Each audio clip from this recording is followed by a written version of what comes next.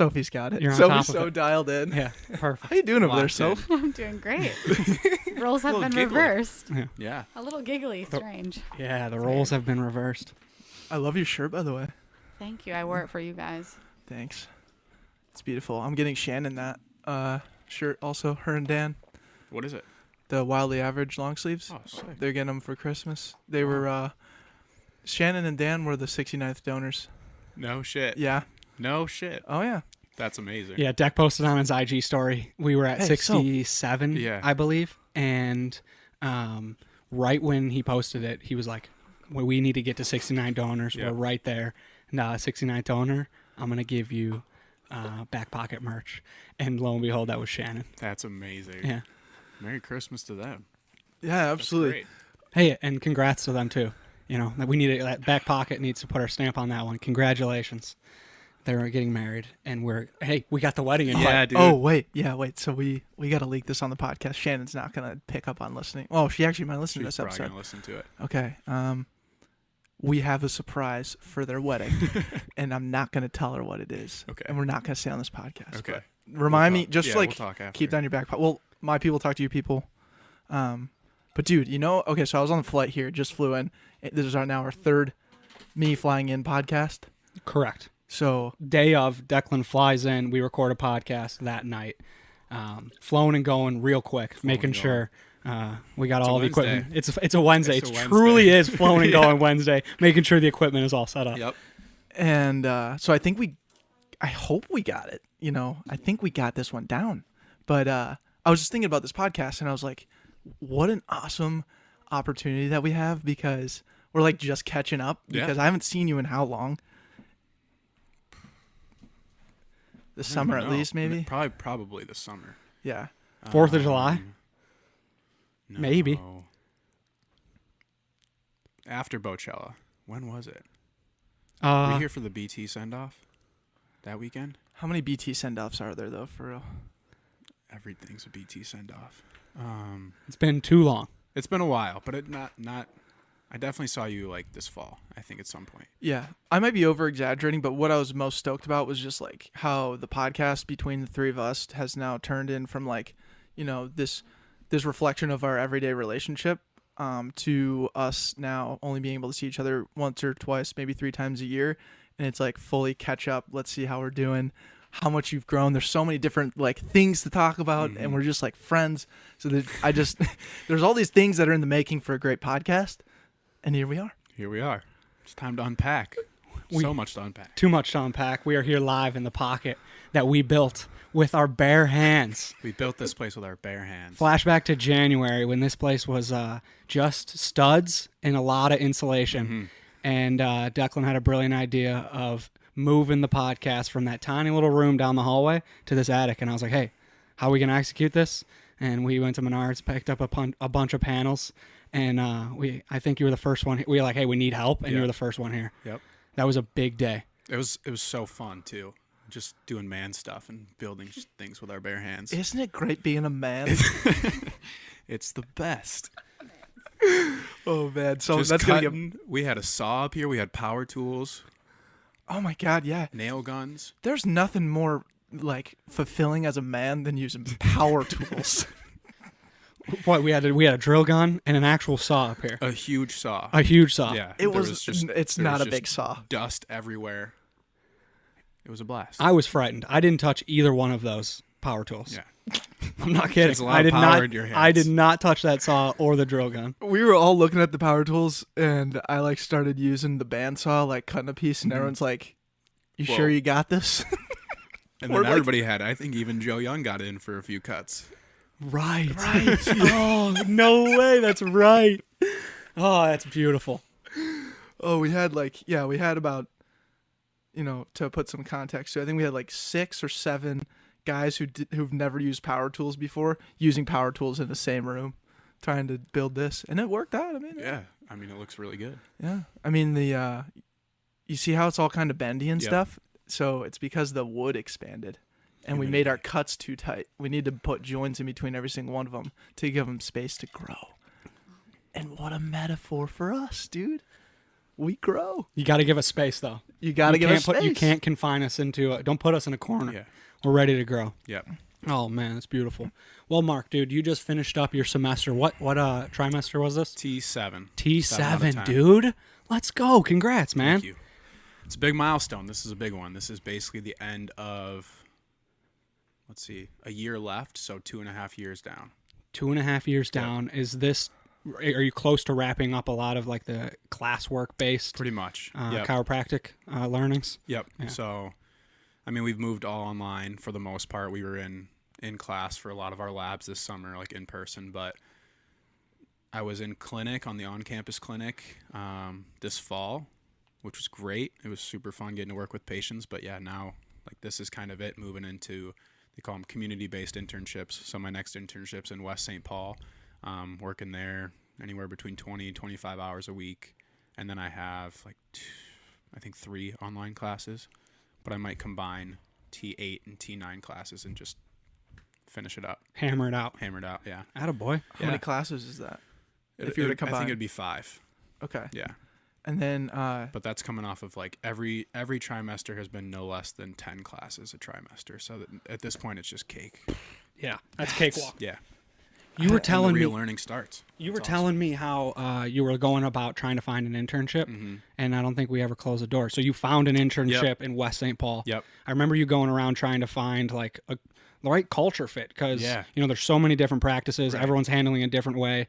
So I'm a little looser with kind of like, hey, we're a family here. Let's get things done. Some definitely more professional. Yep. You know, there's a wide variety. So you found a home, dude. Congrats. Yeah, I found a really good one, and it had been a grind because of COVID, and so I had made some connections with some awesome docs around the area, and I had shadowed them a lot, and I had built some good relationships, and then it started to come down to like, you know, it's tough to bring in an intern because it could be like a financial hit to places if you've got, you know, a 25-year-old intern coming in that they know, or I've had some that being like, we know you're probably hanging out with some friends, you might be going out to restaurants, bars, whatever it is. And bringing in an intern into our clinic, if you're the cause of us shutting down for 2 weeks, like that's a financial hit. So there was a lot of like good conversations like that made complete sense. So finding an internship has been a little bit trickier.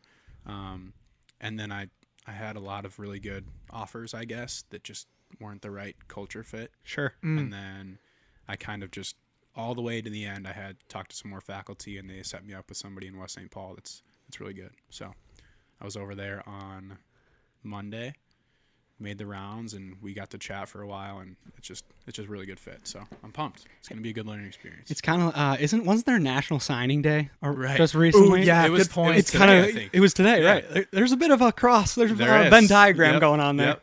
I signed the contract on Monday. So You had the hats that's in my- line in front of your table. Right. Right. And now you're wearing the center Center movement hat. movement So you hat. chose I gotta that. rep it a little bit. Yeah. Absolutely. You're like, you put one on, take it off, put the other one back on. Everyone just goes nuts. Yeah. You know, I was this thinking, one's in the rumblings for sure. absolutely. Always in the rumblings. Yep. Dr. Matt, we love you. Dude, he's the best. Mhm. He's the best.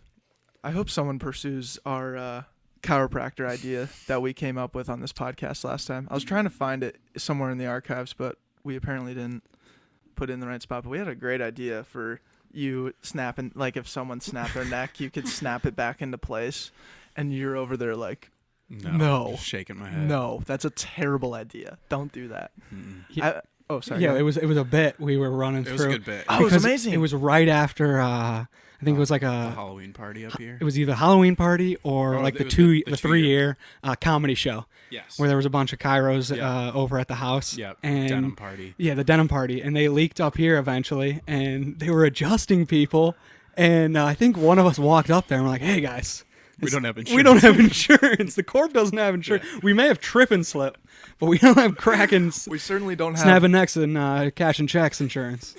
any illegal Cairo like rain up here. Bananas. My question though, you said you built a home here in a base in St. Paul. Were each of those bricks perfectly laid in this said home? For the internships. Yeah. Perfectly laid? No. I got a little behind the ball because of moving home for a while, and there was there was a lot more work I wanted to do up here before all that happened. But as soon as I did get back up here this summer, I mean, I was cold calling, I was visiting clinics, I was shadowing, I was helping out any way I could. So Was there any? I met so many docs this summer that I think there's almost more value in just the number of people that I met and like built a relationship this summer than kind of sticking and finding like that one right off the bat. You know, I mean, I shadowed probably 20 clinics this summer. It was awesome. That's incredible. Yeah. And even if you don't even go to those, like you're not going to pursue a career with, you can only pick one out of the 20. Right. But you have now connections with 20 different chiropractic practices and their lead dogs. I mean, that's just incredible, marketing on your end. Hey, trying to get you out can't there. spell marketing without Mark. Amen to that, dude. Good one, Dick. Yeah. Holy shit! All right. Yeah. I just realized that what I said there. Perfect. That's beautiful. That's phenomenal. And obviously you didn't lay perfect bricks. You laid some perfect bricks. Ultimately, the numbers show you did a damn good job of putting yourself out there. We know you. You're a little bit of an introverted guy, and you really had to throw yourself into thousands of conversations, I'm sure, or just a lot of stress, high stress moment, and probably uncharted territory. So what was that kind of like? Just going on the hunt, just hunt for dogs. I mean, Andrew said you got a lot of top dogs. Yeah. How was that? How was the hunt? It's a really good experience, all of it, because like you said, I am definitely a little bit more introverted, a little bit more just keep to myself, and it's a profession that requires you to be really good at communicating with people and talking to a lot of different people. So I felt that there was a big step with that, not only being in clinic, but being in shadowing and meeting so many different people. And it's just all good. It's definitely a step I want to continue to take and make strides in. It's just that conversation and communication and building those relationships is such an important aspect of medicine, of any type of healthcare profession. So it's a work in progress, but yeah, I love it. I mean, those relationships are the reason that I wanted to get into the field in the first place, and being able to help people. And we talk about it all the time, but one of the biggest indicators of figuring out maybe what a diagnosis is or how to really help somebody is getting a good history and really understanding what that person's life is like and talking to them. And that's step one. So the better I can get at that now, the more I'll be able to hit the ground running when it's time to go. Yeah, man. It sounds like you're tackling the little things and making sure you have a full grasp on that, so that when the time comes, you can communicate and effectively like help a patient. And I've noticed this, like talking with you over the last year, and even just seeing on social media with Synergistic Life. What's it like been tapping into like the little things? Like you're posting constantly on social media with like, choosing to go down to the lake and reading. And like just sitting in the moment and embracing the beauty. Like there's definitely been a transformation over the last, I'd say even like 18 months of not worrying about the stress of figuring everything out right away, but embracing like where you're at right now. Cause I going through college, we both had that similar feel of like, there's so much external pressure where we need to have it figured out. And it feels like currently you're in a good state of mind where it's like you're finding balance. What's that process been like? That's a really good question. I think there's a couple components to it. I think just going back to the social media a little bit and kind of putting myself out there a little bit more, I think that's been a really important piece. Just trying to let people know who I am a little bit more in terms of just my beliefs and what I'm about, and kind of my journey, especially in like my own health and my own well-being and the rehab processes after surgery. So I think being able to kind of push that out a little bit on social media,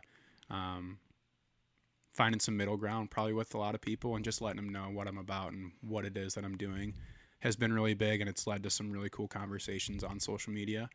And then, yeah, like you said, trying to get away from some of that external pressure has definitely been a big point of emphasis for me, and just being a little bit more patient with where I'm at and trying to just make those little steps, those little improvements. And instead of setting like these big big external goals, trying to chase this external validation. It's like I'm finding that the more I can work on some of those little things and kind of just self-improvement, self-growth, those goals are actually like starting to kind of appear to me. You know, like the goals are changing, and I think the more I work on myself, those things become clearer. My vision gets a little bit clearer, and it's just been, you know, brick by brick, laying those bricks down, and things are starting to just kind of fall into place. Oh my gosh, so much good in that. So much good. So much good in that, Fired man. Wow.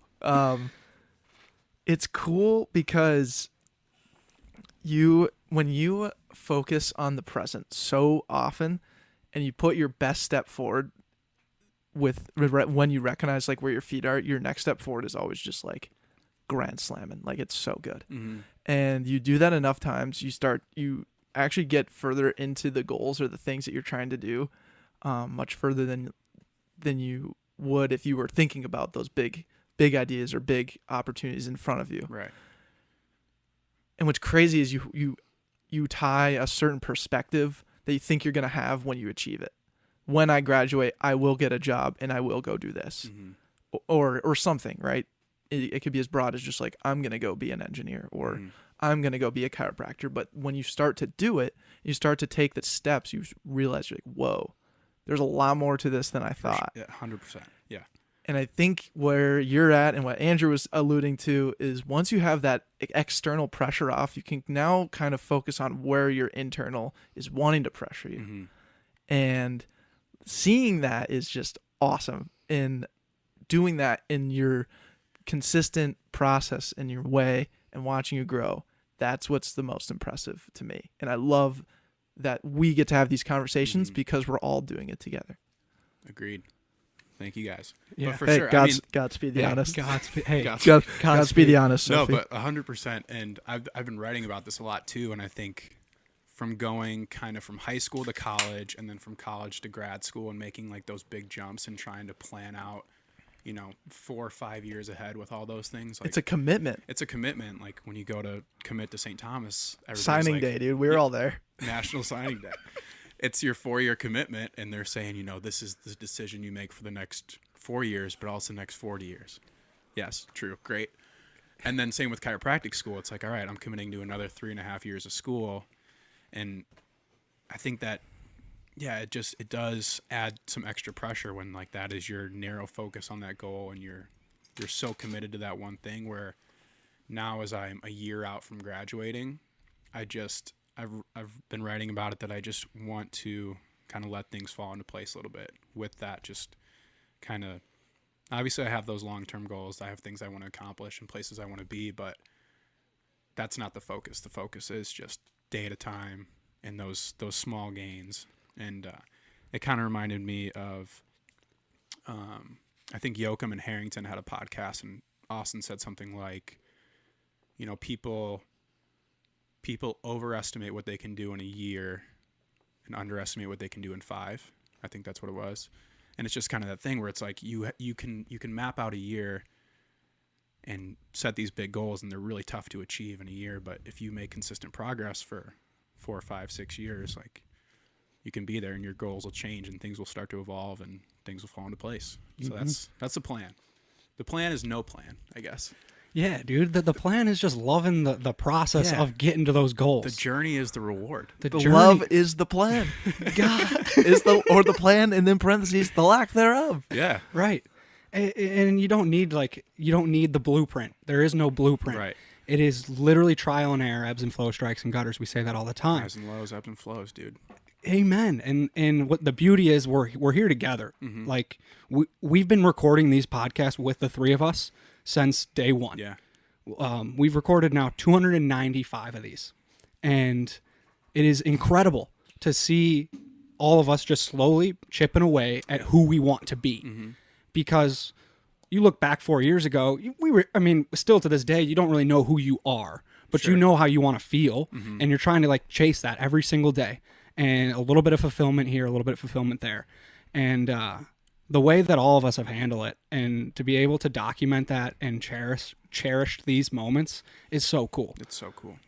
Like the fact that we can just comically bring up a running bit that we had last year of snapping necks and cashing checks with a couple of other Kairos. Like, it's probably not going to hit home with anyone, but to us three, that is everything. Yeah. Like, that means so much. Oh, I don't know. I think that's the point of this whole freaking podcast to a certain degree, is like, I always catch myself like wanting to contextualize everything that we do, but at the same time, I'm like, the person who's really seeing the value, or the reason I want to contextualize it so much, is because I just care so much about the goddamn story. You know, like this story, and like not only my story, or Andrew's story, or Sophie's story, or your story, but like all of our stories together. And these are moments in time that we'll be able to look back on. Just the four of us, or the three of us, or any of us can look back at these different moments of the 295, and that's going to provide them more value than we'll ever imagine. Yeah. I don't care who listens to it right now. If they do, thank you. Obviously, I love our listeners. Obviously, like, that's a big backbone. But we always say we do it for ourselves to a certain degree. Totally. And it's just cool to, like, I don't know, contextualize these kind of moments of growth every single step of the way, like John and Sarah said last year. I was just thinking about when he was on, and that was one of my favorite podcasts because he just flipped it on you guys the whole time, and he just basically was just like, you know, this podcast has just been your growth, like that, just authentic growth since, were we juniors in college or seniors? Juniors. Yeah, second semester juniors. Which is just crazy. And like I think about it all the time, and the more I see what you guys are doing, it always takes me back to 2118 Grand Avenue and being on that frickin' porch, and it just being like a conversation. And now to see like the best Christmas ever unfold, and see you guys raising $10,000 for a family based off of the community that you've built just through these conversations, is the coolest thing, you know? Yeah, man. The hair on my arm standing up. It's so cool. And that community, the fact that, like, I wrote a little bit, like a 4-sentence LinkedIn post reposting something that Lauren shared on Backpocket. And it has to do with the movie that we watched, Klaus. An act of kindness, a single act of kindness, will then, create momentum for another one. There was he worded it better, but a single act of kindness will create momentum for another one. And that was the impetus of what we were doing for Best Christmas Ever. We wanted to give back to this community, Minneapolis, that has already given us so much. And to see all of the people in this community that we've, quote unquote, dominated this sandbox come in the masses, and A, just share and bring awareness to what we're doing, and then B, actually donate money. A lot of people, that are in college, people that are just graduating college, maybe not in a position to donate money, but they came in the masses. It's just beautiful. Yeah. When you start having events and things happening within, because you just said that we're donating money to this, like the fact that Lauren got together a group of Zoom people on Zoom and did a yoga class, and they raised like $150 with her DSP, with her DSP business brothers, fraternity, the brothers, the frat. The business frat at St. Thomas, which is, everyone's like, wow, a bunch of dudes just have a business. No, it's boys and girls at St. Thomas, and it's a business frat called Delta Sigma Pi. I believe so. DSP. DSP. Yeah. I'm a member actually now. I thanked them on an honorary member. I'm an honorary member. I actually thanked them on my. I joined the Zoom call because they raised the money earlier that day. I joined their happy hour Zoom call and just said thank you, and I mean it was crazy. I never thought I'd enter that, and they would initiate me into DSP, but I literally got initiated like on the spot. I was like, all right, brother, cool, brother, congrats. They said thank you, brother. I said thank you, as any brother would, right? And that's how I knew I was initiated. But anyways, like that, having communities within we call it a community. I don't know what it is, but it's just like we sparked something, and then another fire was burnt somewhere else. Mark Dowdle's $5 5K, Lauren's thing. But even just like reaching out, and instead of we would always ask, like, feel free to donate or just send it to someone or promote it for us if you could. And the amount of different people where you're scrolling that list and you're like, holy cow, $500 from this person, $200 from that person, like that's a lot of money. And quite truthfully, I don't even know who that person is, but that's amazing. Like, that's so cool. That's happening. It's insane. It's incredible. It's blowing It really my is. mind. Yeah. And going back to this year alone, like to look back in February where the three of us jumped in the water with Mm-hmm. Luis and doing Embrace North, like when there was 4 people there, Yeah. and I think we brought maybe 5, Yeah. and we just got in the water, and we just chose to do this because we thought it'd be fun, and we knew it was going to be a challenge. We always love challenging ourselves, and we got in the water, and it sucked. I hated it, Mm-hmm. and It sucked ass. it sucked ass. But we kept going back every week. We're Yeah. like, there's something about this damn thing that's, it's inspiring. It was a blast. Get in the ice and just a little mental test. Some physical benefits there. We got some drones flying around, some cameras going. We have content circling Yeah. everywhere. It was awesome. And that's, talk about some growth. Luis is killing it right now, and just the classes that they're putting together, and it's so consistent now. And it's funny to think that we were some of the first people doing it. One of the first people here with Embrace North. Yeah. That's so cool. And then to be able to bring what he did in February to what I was able to achieve in December, just a couple weeks ago, because I'm not sure when we're releasing this, but with Embrace North and partnering with them to bring awareness to Best Christmas Ever. I know we talked about it on a podcast that was 294. What did we title it? A surprise. Surprising a family in need Surprising a family in with need. the best Christmas ever. Amen to that. We talked about it a lot there, so if you want to dive in depth of where my head was at there, but Andrew's just like categorizing his thoughts now to podcasts. yeah, that's literally how. Yeah, Andrew's like, you know what? I can't talk about this right now. There's so much more to unpack. Please just go to this episode and you'll get the full story. right. We talked about it for like 30 minutes. Tune in. We did. I mean, Yeah, we talk about a lot of things. yeah. Mainly that. Amen. I don't know. It was really cool to continue to bring other roots that we've incorporated with the Backpocket, and challenge myself there. Yeah. But it still goes back to the same spot or aspect that you were talking about, which is like focusing on, you've said this multiple times before, but focusing on laying the perfect brick and like staying in the moment and trying to put your best step forward. And over time, you're going to have this really cool progress. And I just felt like this year made me do that, and a lot of us do that more than we could have ever imagined. Like, I felt like I left for Thailand in January last year, and I never came back. Like, mentally, I was just like, I'm just going to continue to live this lifestyle. And it's crazy you bring up the idea of that 4-year commitment that we were asked of, and how much anxiety that induces, because, like, if you're like, oh, I want to be in sale or like in business or something, and all of a sudden you discover like you want to be something totally different, like the anxiety behind that and the money behind that and all these different things behind that, you're just like, oh, I don't want to do this, but maybe I'll find something that I like within it. And that's a great mindset to have, but like that pressure is just so unneeded and so not wanted in my own life right now. Like, I think about a 1-year commitment to anything, and I'm like, oh my God, like this is scary. This is Zach is tragic. terrified of commitment. I'm terrified of commitment because I'm like looking at my RV right now, and I'm like, do I just buy an RV now, like a full RV, and just use and do that? I'm like, that's 1 year. That's 1 year's worth of loans. That's what you got to do it.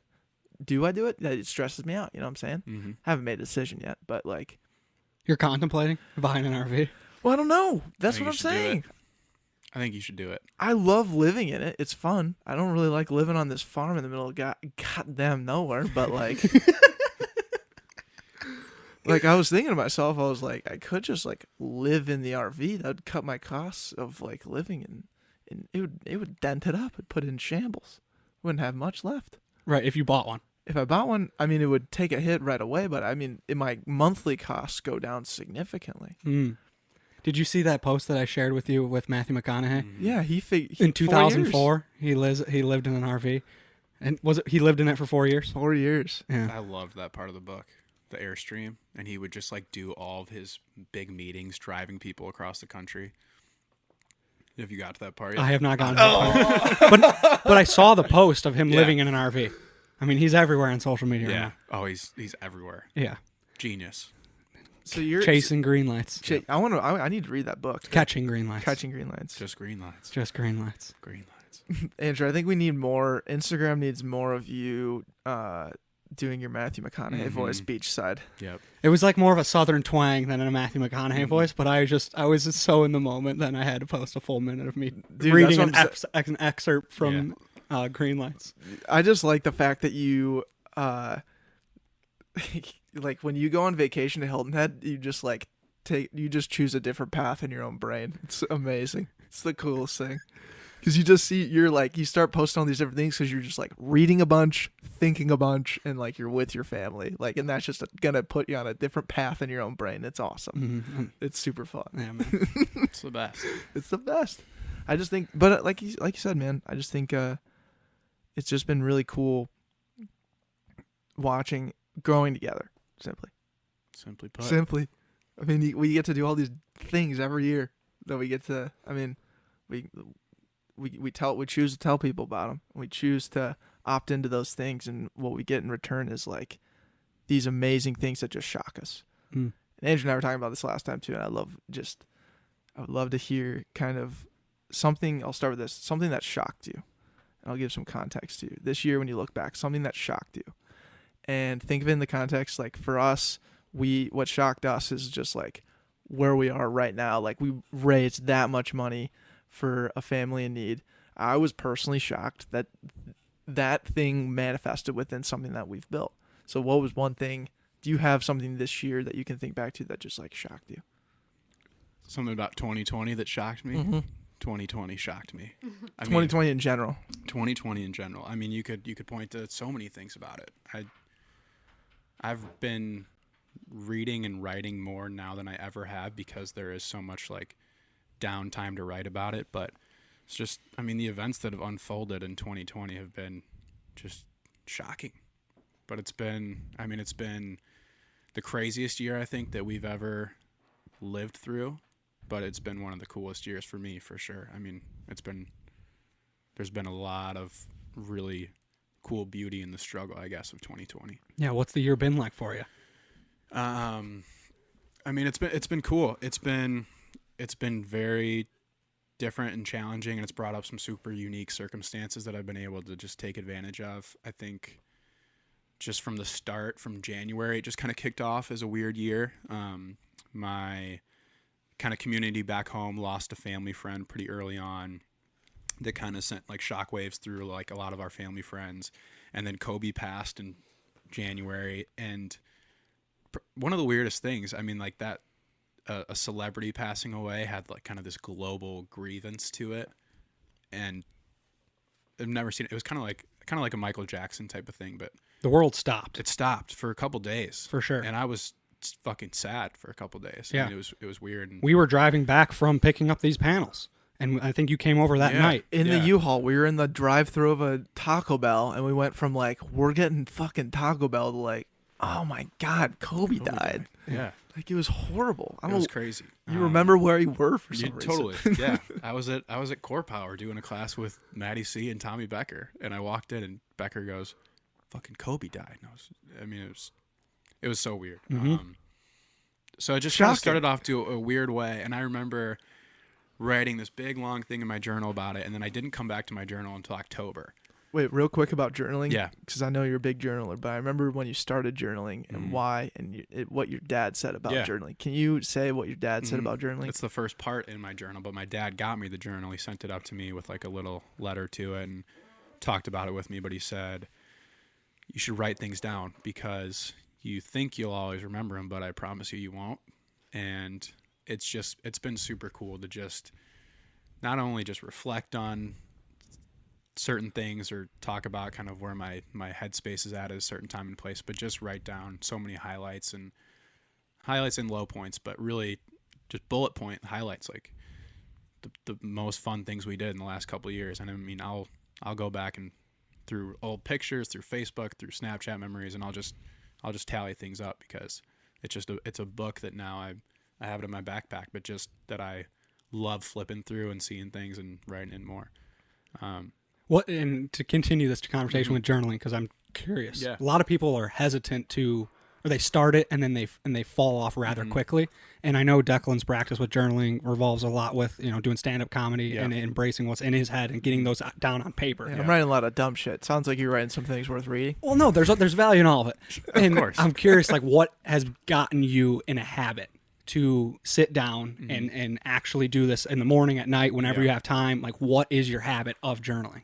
Yeah, so basically my habit, I mean, I have a list of notes on my phone too that I've been keeping for the last like 4 years probably, that is just pages long. And I mean, hundreds and hundreds and hundreds of thoughts, quotes, little things.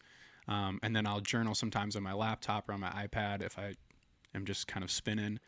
And then when I have a good chunk of time, I will sit and write for hours on end, just going through things that I've written on my phone, things I've written on my journal or on my iPad, whatever it is.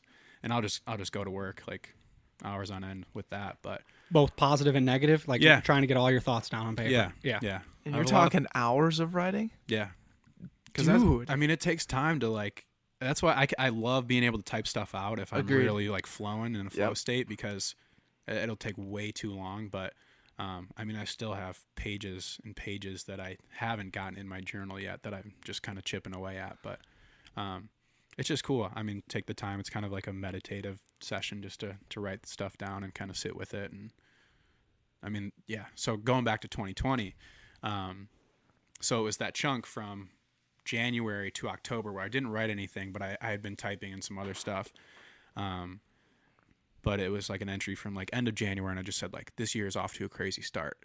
And then I hopped back in and I was like, holy shit, I couldn't have imagined where this year was going to go.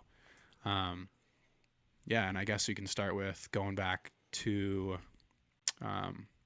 St. Patrick's Day and driving back to Chicago with everybody. And COVID was kind of on the come up, and we didn't. It was really know grossing. It was grossing. We didn't know much about it. A lot of unknowns. A lot of unknowns. We had a post. We made a poster on it to get some info. It's over there. It's over there. But that was kind of, I mean, that's when it all started. Like we went back, we had the night at the Insera's place, just lumals and Portillo's, and it was one of my favorite nights for sure with all of our families and friends. Went downtown the next day, and then everything shut down on Sunday. I mean, that was Friday, Saturday. We drove back on Sunday, and Illinois announced they were closing everything. Minnesota closed a couple days later. And there was so much unknown, so I was just so uneasy for a little bit. My school had come out and said we were going to be moving online for everything. And I just didn't know what to think. Like, I didn't know what the timeline was going to be. I was starting to get really anxious up here. So I moved home from March to June.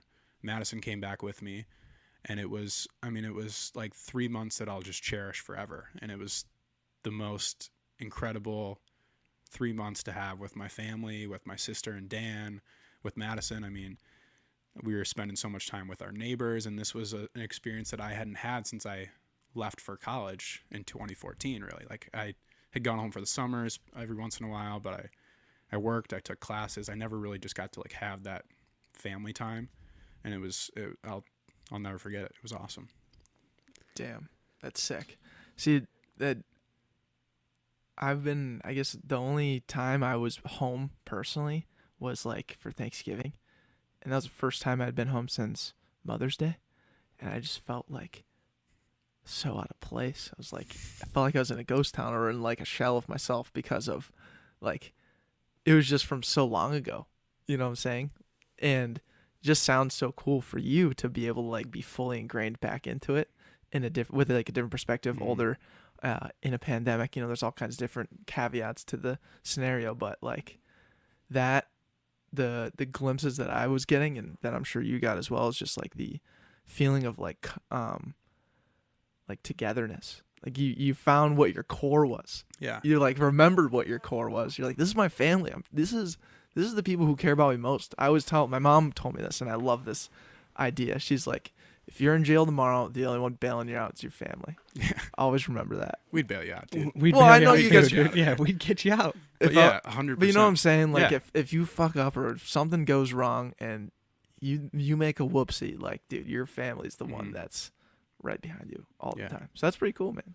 It was awesome. I would have never thought that at 24, 25, I could move home and spend that much time. And I mean, it was like you said, it was just kind of like being able to rewind, and it was so special every day. It was just waking up, having coffee together, everybody working kind of in their own station of the house. You come together for lunch, we'd go for walks, whatever it was. Every night was family dinner. We'd be cooking food together. We'd play cards, we'd play board games, watch a movie, good food, good wine, good music. And it was just like the best time in the midst of just a chaotic year that I got to just be home and be present with my family. And it was special because you didn't know what was going to happen. There was a lot of unknown. So, you know, every day was just a little bit that much stronger. Like every hug was a little bit tighter. Every I love you meant a little bit more to say and hear, you know? So it was just different. It was different. And then that kind of carried through to the summer coming up here. As soon as I moved back with everybody, I mean, we had a kick-ass summer. It was so much fun. And there's just so much that I took away from the quarantine and the pandemic to kind of carry forward. And I hope that stuff sticks with a lot of people. But like your dad said, like appreciating the pause and just slowing things down and appreciating the simple things. And I think even kind of starting to pick back up the pace of getting back to normal, I already sense those things starting to fade out a little bit, and people are starting to pick up again with the hustle and bustle and the grind. But there's so much amazing things that came just from that quarantine and the pause. Yeah, definitely appreciating, you know, what's most important to you, and trying to grasp that with all your heart. You mentioned, you know, the ability to embrace the pause and cherish what's happening, because you really had to focus on your day to day. There's a lot of changes. You had to appreciate what was going on. And you mentioned how you hope you carry that forward. What's something that you're going to hold on to, like that you're going to recognize, hey, this is when people are in most state of panic and fret, that they resorted to these things. What's something that you are going to be like, all right, now I want to make sure that this is something I cherish or carry with me going forward? Yeah, there's a lot. I think starting just with the mindset of just like so much gratitude for that, and every day that we got to wake up and have a roof and food and healthy, you know, in a year when a lot of people lost their lives and their loved ones and their livelihood. We got to wake up every day and have that comfort. Was, I mean, there's so much gratitude to it. But I want to continue and carry on with just how awesome it is to just break bread and have a meal together and just kind of have those conversations daily and talk about what's going on in the world, and you know, put the phones down and just hang out with people. And I think that carried over from my family to being up here. I mean, I love playing cards and playing board games and just kind of shooting the shit with everybody. Like the simplicity of that, it was really cool, because I think like for all of us, we like to do so many different things, and we can get caught up in all the fun activities that we're doing and the adventures we're going on and the trips we're taking, that sometimes you just forget to just slow it down and appreciate like playing cards with your friends and family. And so little things like that, I think, carry that with me for sure. Yeah, the green lights come in different ways, man. They don't have to be huge green lights, Right. where you're getting a new job or a new internship, finishing out semester. The little green lights, man. Playing cards with people you care about. Boom. Well, it's just like the little things that you remember. Like when you talk about playing cards, first thing that comes to my mind is like when we first moved into this house and like didn't have any Wi-Fi or anything. We literally like lit a candle on the ground and just like played cards for hours. Like we didn't have electricity yet. Like, yeah, as if we didn't have electricity, but we did. We just didn't have any Wi-Fi, so we were like, you know what? We're taking this to the ground. Dude, when a deck of cards comes out, it feels like you just hop in a time machine and you're just moving back. And That is so it's true. the best. I love it. It's so true. And like Andrew knows all of the card games, Yeah. but you don't know them. And then like once you figure it out, you want to play like an asshole for a little bit, and then Andrew gets And pissed. then Andy gets pissed. Yeah, And he's like, dude, what do you? Come on. It's not how you play. it's not how you fucking play, dude. You don't play that card. And you're like, well, I wanted to because I knew that it was a bad move, Just to piss you off. just to piss you off. You get so lazy with cards, dude. You I piss get me la- off more I than get- anything. I get lazy with it, dude, because I'm just like, you know what, the game's not fun anymore. Like, I understand this game, and I'm not having fun. I'm gonna piss Andy off. That's what it feels like you resort to most times. yeah, okay. Well, I'm not like purposely trying to piss you off, but like, there is a little bit of me that once I'm like, oh, he's pissed off. I'm like, I'm gonna do it again. I was like, this is Keep it going. I was like, wait a second, this is way better than the original game we were playing. Angie, you got another card game? I'd love to learn.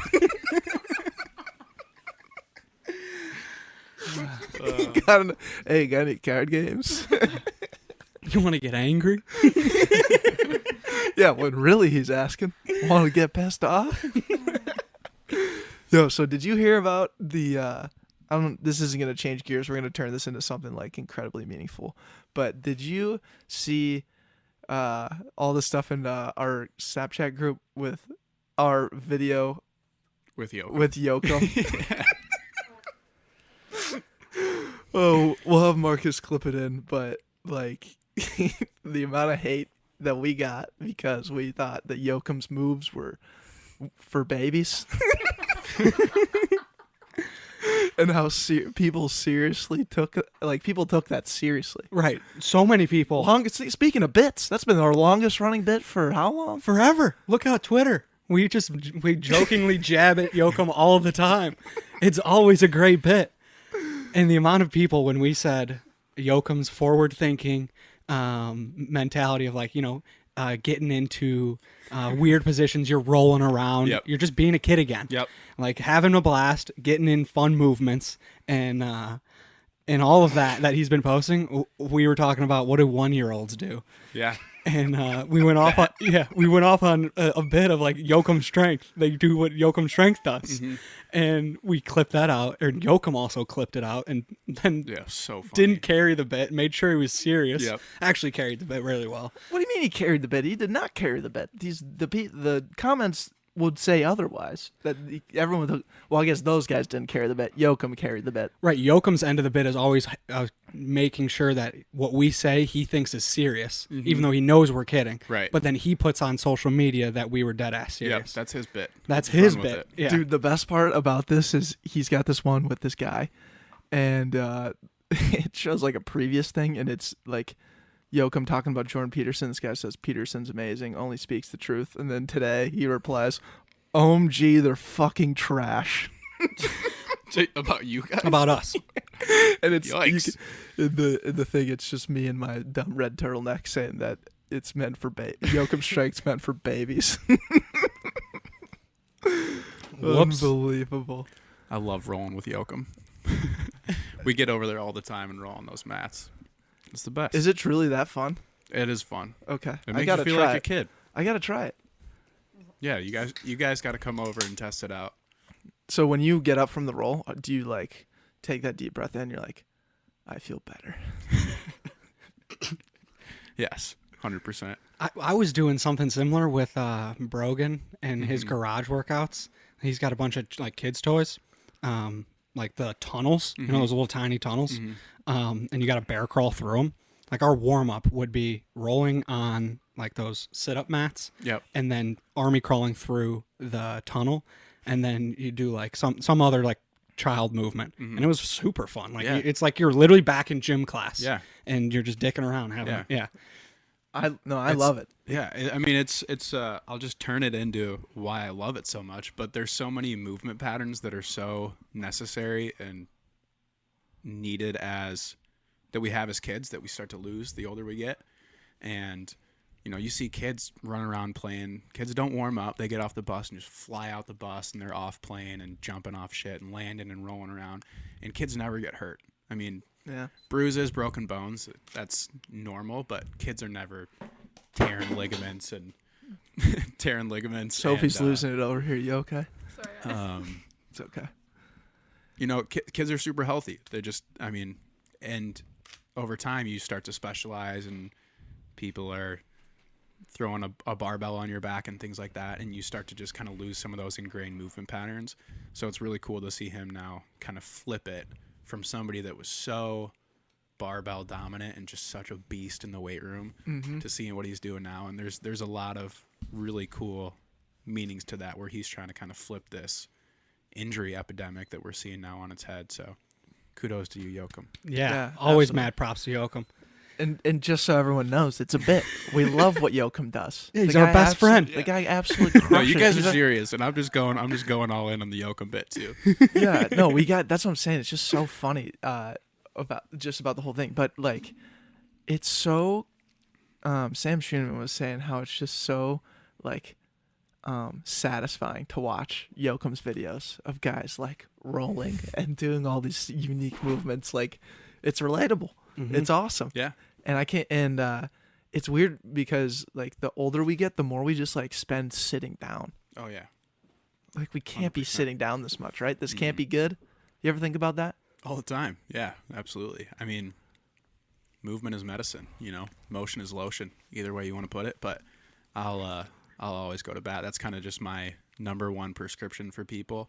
And it's just a killer. I mean, sitting down all day, being that sedentary lifestyle, it's not how we evolved. It's not what we're meant to do. So people get moving more and more. I mean, you can make such an impact on people just from prescribing more movement. So Yeah, let's dive into that. Like, Sure. you are in a position right now where you can be a forward thinker. You can push the needle with movement. Yep.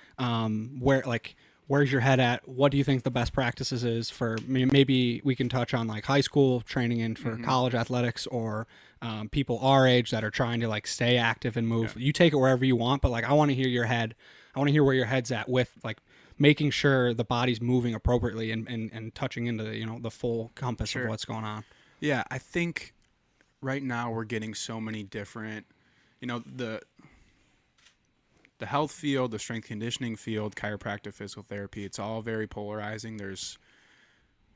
People are pulling it every which way, and everybody's got a different technique or a different program or different strategy.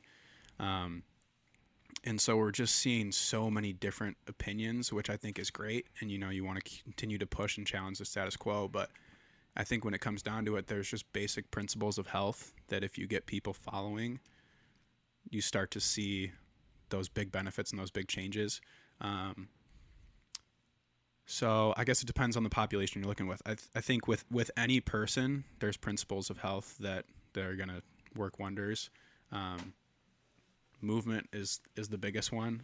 And when we talk about just basic movements, human functional movements, I think regardless of how you're doing them, and people will probably come at me for this and say, you got to do it this way, you got to do it this way, this angle, this form. But the human body is so adaptable and so resilient that we just continue to find that, there's no right way to do anything. There's no right way, there's no wrong way, and there's no experts in this field. And Yoakum and I talk about it all the time, and that pisses a lot of people off too, but you're not an expert when it comes to the human body and movement. We just evolved in a way where people know what to do, and people can self-organize and put themselves in good positions to move the way they're intended to move. But I think if you're prescribing anything with pushing, pulling, carrying, hinging, squatting, lunging, deadlifting, rolling, jumping, landing, I mean, you name any movement, humans are pretty good at doing them. And you add that in their repertoire, and they're going to be just fine. I think any age, but you just kind of tailor it to people. You create an environment for people, and you let them move in that environment. And that's it. That's your winning formula. Amen, dude. Yeah. So what do you think is, on the flip side, what do you think is prohibiting that forward thinking? Why are so many people still falling into the traps of getting injured and just powerlifting or habitually doing the same movements that ultimately screw up their back or blow out their knee?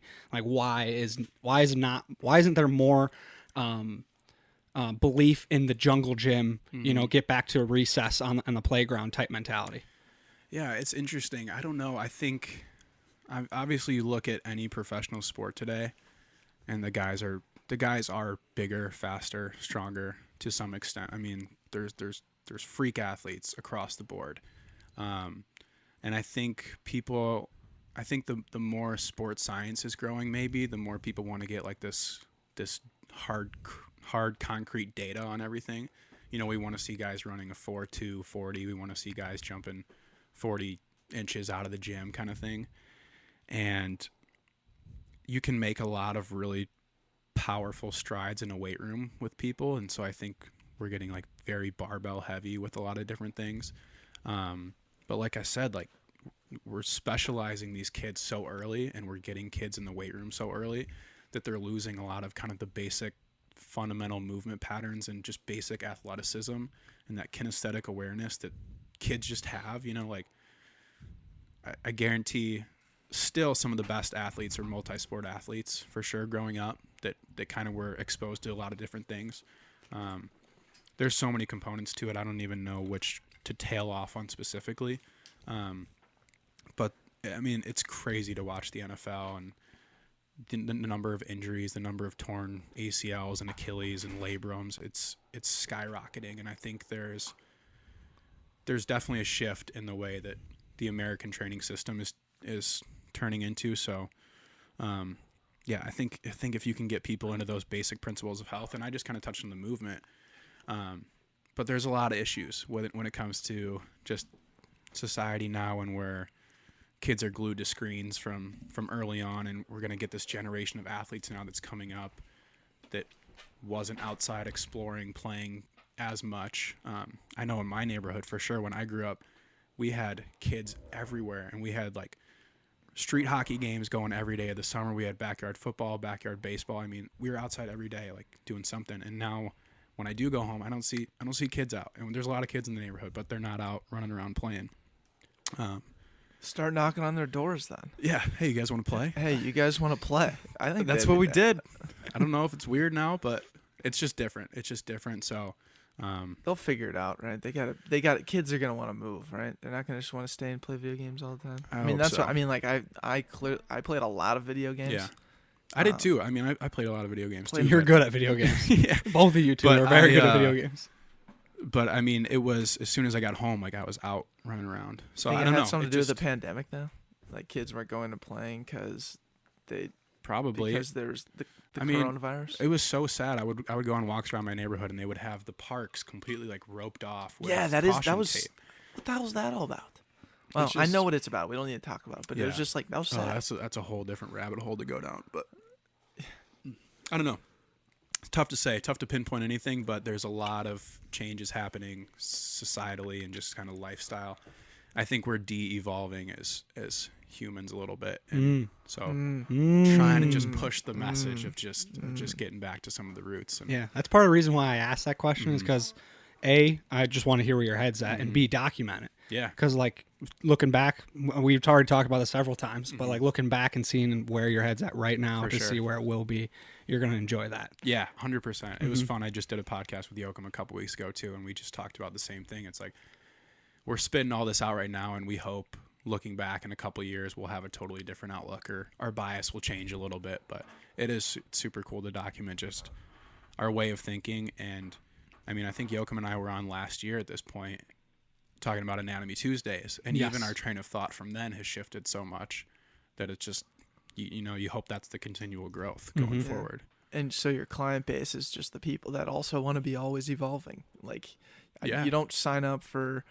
I mean, a lot of people do sign up for one type of class or one type of way they work out. We forget how many different ways there are to move your body, and I think that's what I really like about Yoakum Strength and what you guys are doing. Even the chiropractic industry too, where you're like getting to know someone's life and then like being able to just help them and understand that there's like this two-way street of information and intel. Like you're finding new things about the human body and also educating this person who you're trying to get the full story on. There's a lot of different moving parts and they work together very synchronously. Synchronously, cool word. Yeah, it's super fun. It's like Synergistically. Synergistically. Yes, sir. It is super fun though, and it's fun too. And I'm really excited to get into practice a little bit more and start working with more people. But it's a puzzle. You kind of got to figure out what that person's life like, and what their life is like, and what their habits and lifestyle is like, and you kind of tweak things here and there, and you kind of treat it from that holistic side of it, where you're just coming at them with, there's some pillars to health like sleep, nutrition, stress management, physical activity, all that kind of stuff, and you're just trying to blend it all together synergistically and just give that person the kind of the best formula for them. But Give a nice little life smoothie. that's right, a little smoothie of life. And I think smoothie. I think it's just fun being in our field and having people like Austin and some other classmates that I can talk to about it. It's been really cool. But I think the main idea is just trying to be whatever that person needs you to be for them, and just being like a facilitator and just giving them information, giving them your knowledge, trying to communicate it to them the best way possible, but really putting the power in their hands, kind of empowering them to just take it in their control. Because at the end of the day, like there's no doctor, there's no elected official, there's nobody that's going to care about your health, wellness, and happiness as much as you are. So the more you can just facilitate to them, give them that empowerment that it's on them, and let them take ownership of it. I think that's our job in this field, is just to facilitate. Dude, were you like saying this in your job interviews for getting your internship? Because I'm curious on like, You sound convincing. bro, yeah, you sound great. I mean, and you're delivering. Thank you. Did anyone tell you you got really smart? Like, Dude, this is a new side, bro. I mean, we talk about growth on this podcast. Like, go listen to episode 111 with Mark Amick. That's a lot different than 295. Not saying that you were dumb back then, but like, you're very well spoken now. Like, Yeah, it seems bro. like you were reading the books they were telling you to. You're reading. I'm reading a lot. It sounds like you're journaling for hours on end. I mean, there's got to be ways where like this. This is incredible. Thank you. Yeah. Like so Sophie funny. walked in here. Sophie, what'd you ask him when you walked in here? About my hypermobile SI joint. Mm-hmm. And he you knew responded exactly like what it was is. like, "What'd you have for breakfast?" Eat enough avocados? No. Well, thank you. I mean, I've just kind of been in my own little bubble, I think, for the last year, and it has just been that continual growth. And I've been able. I mean, this is something I want to talk about. One of the coolest things about moving online for school and having a lot more freedom in terms of the things that I want to learn and things that I want to read and listen to. Because when you're in class, when you're in school, when you're having to go to campus, I was there from 8 a.m. to 5 a.m. or 5 p.m. sitting in lectures, taking notes, listening to people, and I learned a lot from it. I learned a really good foundation, but at some point it starts to get repetitive. It starts to get a little dogmatic, and going online for school has been a really big blessing because I got to just kind of do that at my own pace. Everything was recorded. I could listen to it at fast speed. I could listen to it whenever I wanted. But every day, I'll throw in a podcast. I'll go for a walk, and I'll put something different in my ear, some different viewpoints. I'll read some different material, and it's all free. I mean, like you can listen to Stanford PhD neuroscientist at the click of a button. You can listen to the top strength coaches, the top docs, anybody for free whenever you want to. Were you referring to Andrew Huberman? Or Yes, I was. Andrew Huberman rocks. He does rock. Stanford. Yeah, so I just wrote this article on the nervous system, and I listened to probably 10 hours of Andrew Huberman, along with a lot of other, Damn. just stalwarts in the field, and reading books on. It's everywhere. Well, and that's the coolest part is like the information. Like we all have the same access to the same technology. I'm just spending like 4 hours on my phone, like trying to find funny TikTok content. Like doing dumb shit. So what it feels like at sometimes, whereas like it seems like you're really investing your time and energy into like valuable information that you're gaining each day, and then eventually like you're applying that to a longer term scope of work. Yeah. And you're finding ways to get creative with finding your information because there's so much information out there. You can choose what you want to learn within the field of study. You can. It's crazy. And so I think that's just what's really cool is going to school and being in grad school and learning so much so fast. It was like, holy shit, the more that I learn, the more that I realize I don't know at all. And like the more you take in, the more rabbit holes you can go down. So it's just been really cool being in school and then now having some freedom to kind of drift off into some of the other things that I'm really interested in. And then I think just like learning and education is changing so much, and it's unfortunate that the degrees are necessary to kind of get your foot in the door and make the next strides, because I mean, I can learn just as much going for walks and throwing in podcast, and it's cool to see that evolution. I don't know what's going to be like in years to come, but I mean, the knowledge is at your fingertips. You can listen to the brightest minds in the world for free at any time. It's a lot to wrap your head around. Yeah, the majority of the bright minds are on the Backpocket podcast. Correct. You just got to listen Right to here, it. right now. We got Wildly average. we got a really big catalog of the brightest minds.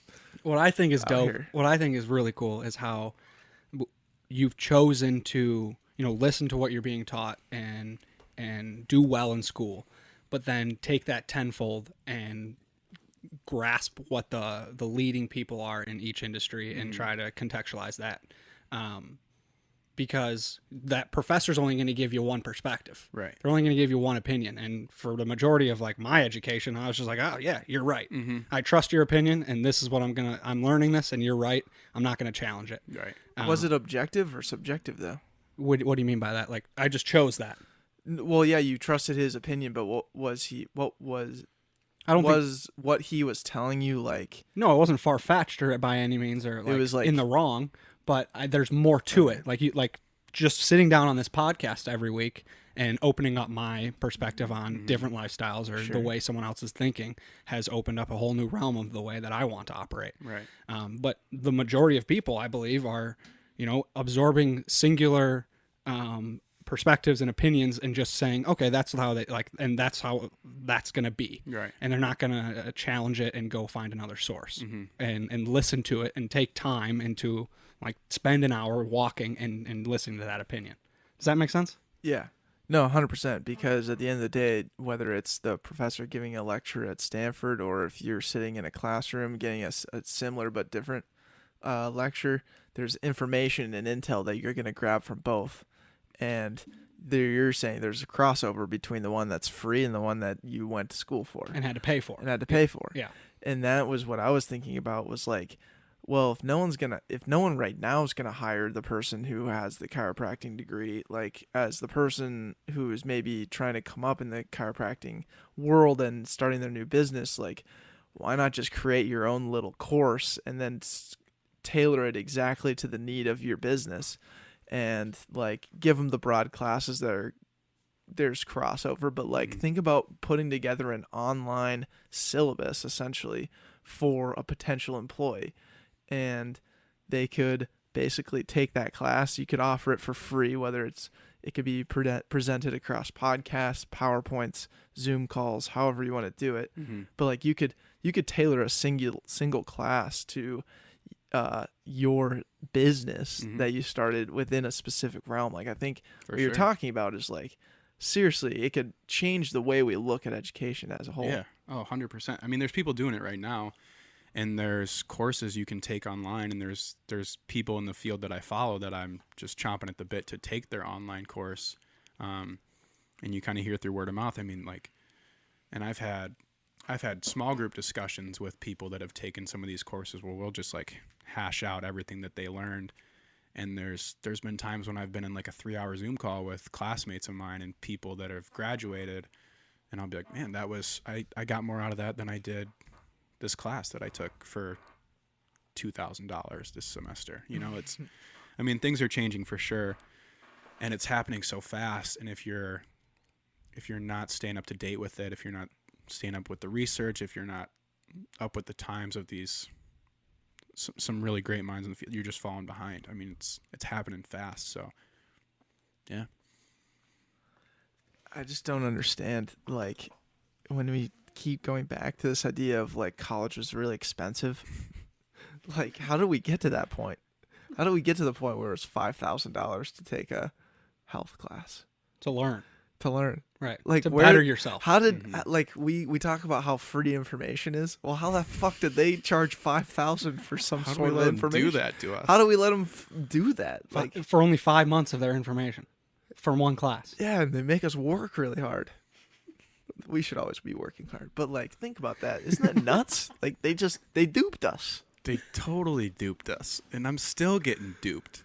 Wow. Yeah, you're still in the dupe. I continue to get duped. I'm You're gonna in the be getting simulation. duped for No, 20 it's just- years. It's just the way it is. It's unfortunate, but like, How did we get to the way it was though? Like, what's the history behind education here? How do we go from like fighting World War II to like college is 60 grand? Like, where's the this is crossover? only going. It's got to change for sure, but I don't know what the answer is, but it doesn't make any sense. I don't know. I mean, I'm glad we're out of it. Yeah, glad we're out of it. You're like Yeah. getting there.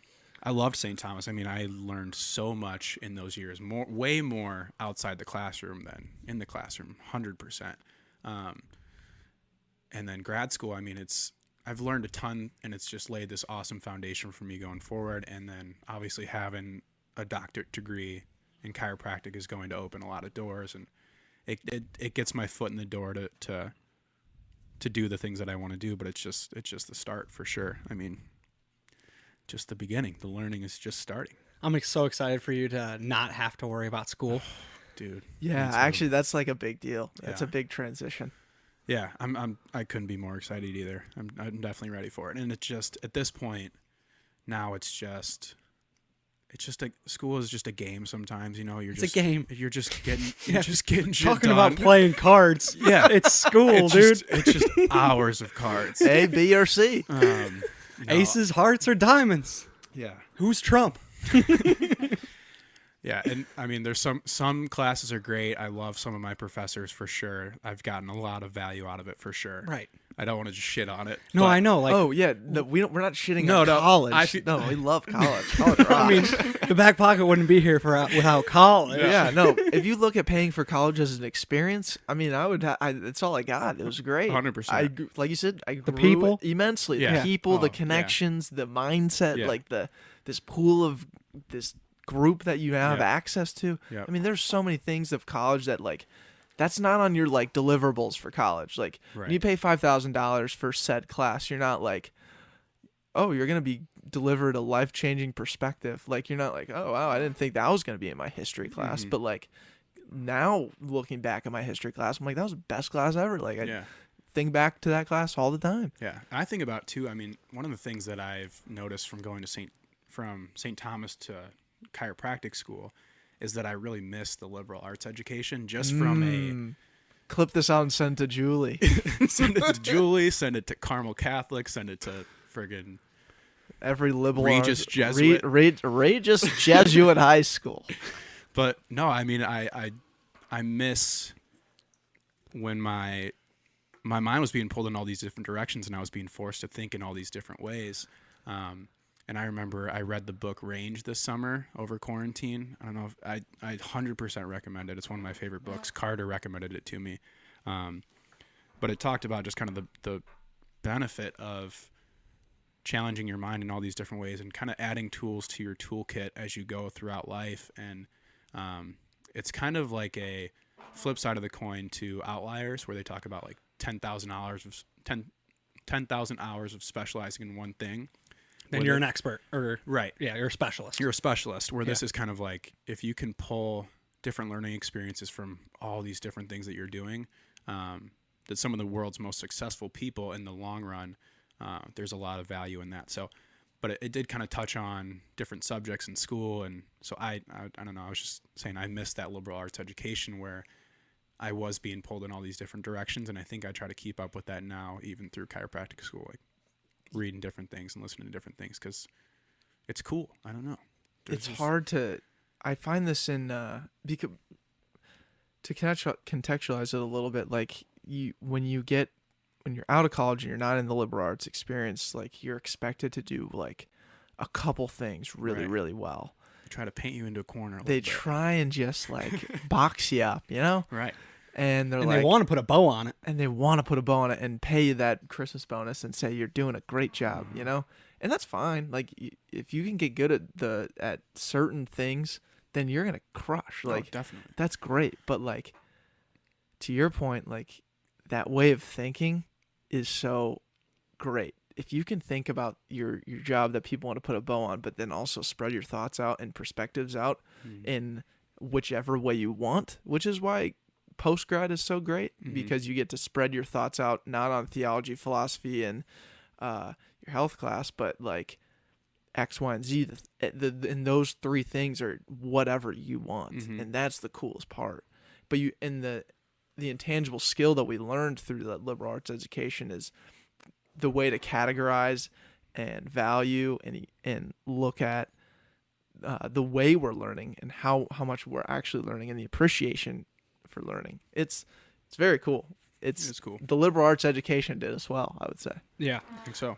I think if you're challenging yourself to be curious every single day, there is just tremendous fulfillment in that. Yeah. And curious in whatever. But genuinely like saying, oh, I don't know enough. I'm curious in this person, or I'm curious in this topic, whatever that may be. That is how I've like day to day in this quote unquote pandemic where things have slowed down tremendously. Being curious and just like questioning things in a healthy way. Yeah. And asking, why am I stuck in a trance of like looking down on myself? Or why am I habitually like getting tired at 4:00? Like what is this? Right. And being curious, but not necessarily saying, oh, I'm wrong, but just healthily saying, oh, it's probably because you're eating something wrong, or you're not you're not like going to see friends and finding enjoyment and just like excitement through other people. Just little things here and there. Right. I think that's where what I take most from this year alone is the ability to be surrounded by the people I care about most, and then like appreciate the energy that all of that brings, because I'm surrounded daily by my house of 4 other guys that were in this quote unquote Airbnb WeWork, that I have the ability to walk out of my room and get energy from someone who's doing exactly what I'm doing, working from home and trying to make a living, but also like trying to better themselves and being curious in why that person is super energized right now, or why is my roommate not feeling good? Is there a way that I can help? That's something that I definitely think like I didn't challenge enough in my education. I was like, I already mentioned, I just accepted everything that was around me. I was like, oh, I'm just going to learn that, absorb it as quick as I can, and put A on my multiple choice question and move to the next. Right. I wasn't curious. So that is where my mind is at right now. I'm not in my little tangent. I don't know how you can carry a conversation from that, but that's my tangent. I think you've always had that though. I think like you have always kind of led the charge just with, I mean, even your guys' podcast is kind of this giant melting pot of, you're pulling people from everywhere, you know? I mean, you guys have had how many number of different careers or just different personalities on this thing, and talk about thinking differently and thinking critically and questioning different. I mean, you guys are pulling from the masses and pulling in specialized experts, just people like me from different fields, whatever it is. And I think that's super, super cool. Yeah. And that's why I continuously love doing this every week, is I have the opportunity to sit down and figure out why you're so passionate about what you're talking about that I have no idea what you're talking. Like I genuinely have sat in this chair and someone has talked about something and I am so lost and I have no idea what's going on, but I'm like, why are they so passionate? Why do they know so much? And that's usually my follow-up question, is like just diving into something like interpersonally of like where their head's at. I stink at retaining facts, but I am very good at knowing how someone's feeling while they're sharing something. And that's why I love podcasting. Yeah, you pick up on it, and you basically, like a podcast is just you're continually asking questions or poking the bear of like what really gets them to go, what really makes them tick. And that is pretty much the impetus of what we've done is, and what we're doing is like we're just trying to find those types of people and find what makes people tick, because there's something inside everybody that makes them tick and makes them that they're passionate about. And I love hearing that, because that energy is so raw and it's so fun to listen to and understand where their mind is coming from. And it's always so unique, because there's no one story is the same. Yeah. And it just like that perspective has just like totally kind of just it just helps me become more self-aware. Like it helps me understand that like it's so okay. Everything's so okay. Like everything's fine. We're going to get through this thing. Whatever it is. And the decisions you make are not mountains, they're hills, they're berms. Berms. Berm. Berms. A shrubbery. Is that a berm? You walk by, you make a decision, you look to your right, and you say, "Is that a berm?" You step over it. It's fine. It's fine. It's totally fine. But it's funny though, because like the energy source, we talk about like how, you go home and all of a sudden your energy source is different, but you love it. And Andrew's talking about how he has all these roommates. He walks outside and he has these different people that like are doing similar things to what he's doing. And now all of a sudden he grabs a shit ton of energy from that. And then like for me, I'm sitting in an RV by myself and like finding energy from like within. Like, what do I do with my time now that it's just like me calling the shots? Sometimes that gets me in bad situations, but other times it's great. Yeah. And it's cool to like find different ways to grab energy. And I think like 2020 just put us in situations where we're like, all right, like what's next? Yeah. How can we grab something next? It's like you're pulling a rope. Yeah. Like what's going to be the next thing? You had no idea what the next thing like you were grateful for. The next thing you were like so stoked on. Mm-hmm. You're like, I love going out to eat all of a sudden. Like I looked at that my as like a gosh. normal thing Yeah. for so long, and now everyone's like, wow, you're going out to eat. Like how is that Taco Bell, But it's just crazy. The energy source. Yeah. 2020 has been a big, big learning experience for sure. I mean, I think the big takeaway is like the only constant in life is change, and things are changing fast and every day, and it's kind of, you just FOAG the hell out of it, right? You figure it out, adjust and go, and with a little urgency. But yeah, I mean, there's been so much change, and you pull from different things. You appreciate the simple things again. I love that you touched on going out to eat. One of the biggest wins of quarantine for my family was when they opened restaurants for outdoor seating in like May, I think. Mm-hmm. It was the coolest night ever. We went. We had just been eating at the house. We'd been delivering groceries every day. We'd make food, and then my mom calls us all and just goes, "Get dressed up. We're going out to eat tonight." And it was like, it was just, we were on cloud nine. It was so nice to just be at a table, have somebody bring us some drinks. Yeah. The waitresses were scrambling, and we were just so I don't know. It's just those little things. Yep. Brings me back to it, but It's the little things, baby.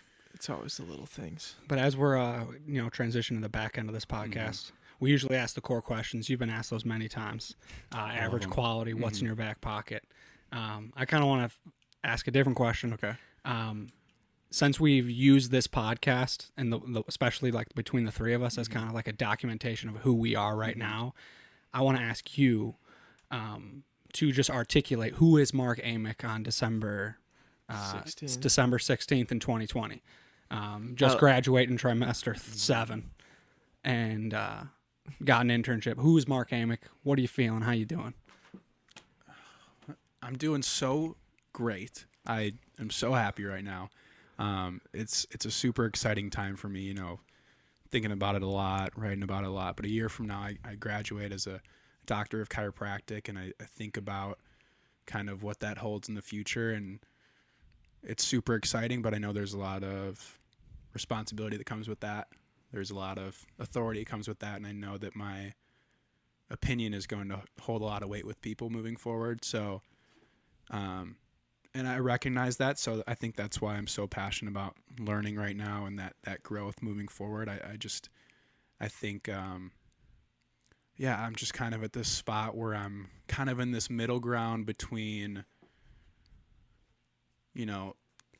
I like to look at it where I rewind to like 2014, moving up to Minnesota as just this kid from Lake Zurich, Illinois, that had a great foundation, but really no like sense of self, kind of came up here and was just trying to figure things out, moved to a new city, had crippling anxiety in high school. And I was ready for that growth chapter.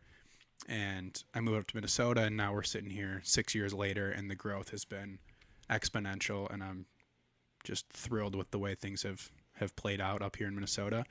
And now I'm at this middle ground where I'm ready for that next big jump.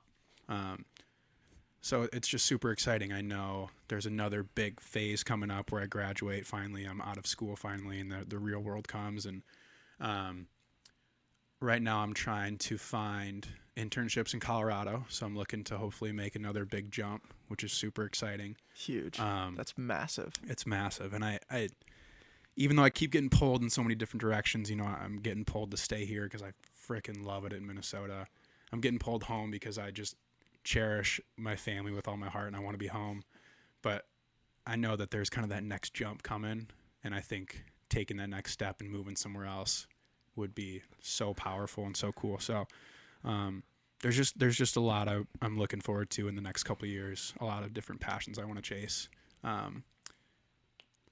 So we'll see. But I think just chipping away at the things I love to do, surrounding myself with good people, and just laying that brick is just all I got to do. Dude, I'm so happy for you, man. Thank you. You're incredible. You got tears in your eyes. I'm about to so get some happy. tears in my I'm eyes. so happy for you, dude. I'm so happy for you. Your confidence, where you're going, I believe in you, man. Thank you. It's just a pleasure to be your friend. It's a pleasure. It's so cool to track the progress, dude. Yeah. Seriously. I Fucking gotta say though, man, like you guys have no idea how impactful you guys have been for me, and I know for so many people. But it's one of the coolest things to be surrounded by our group of friends up here, and you two leading the charge for sure, and guys like Austin Yoakum and Mark Dowdle and Steve Harrell, and these just like my brothers that I get to surround myself with every day, and you guys are just constantly like just pushing forward, and you guys inspire me so much. So I owe you guys more than you know for sure. Hey, dude, we're doing it together, man. We're all At in the this end of the together. day, we're all doing it together, and that's what makes it the coolest thing. Is like, you know, we're all on our own individual paths of like doing our own thing that rocks, but we're all doing it together at some point in some time.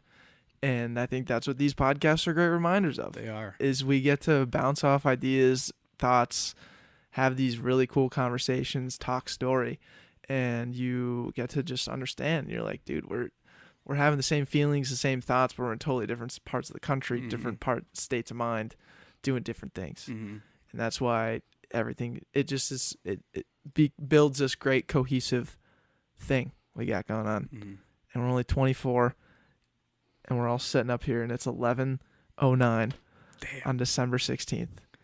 Let that sink in. 11:09 at night, and we're manifesting what we want out of life. Yes. And we're living in it right now, though. This is it. we went from the circle table in that room, and now we're in this room with a matching floral arrangement. And it's beautiful. Look how far we've come. Look how far we've come. Down the hallway. And that's all Great. it takes. And that's all it takes. All right. Chalk it up this time for next year. Yeah. Honestly. Yeah. Let's wrap it up here. Yeah, I agree. Mark, thank you for coming on. Thank you guys. Thanks for sliding into the Facebook Messenger and throwing in the time hop post of saying, "Yo, let's do this again." Let's do it again. Let's keep it rolling. Oh, that's great, dude. Facebook Messenger continues to be the #1 source of communication. Just find it, man. But yeah, that's a wrap, dude. Love you. Love you guys, man. Love you. Take care. Dick hair. Take care.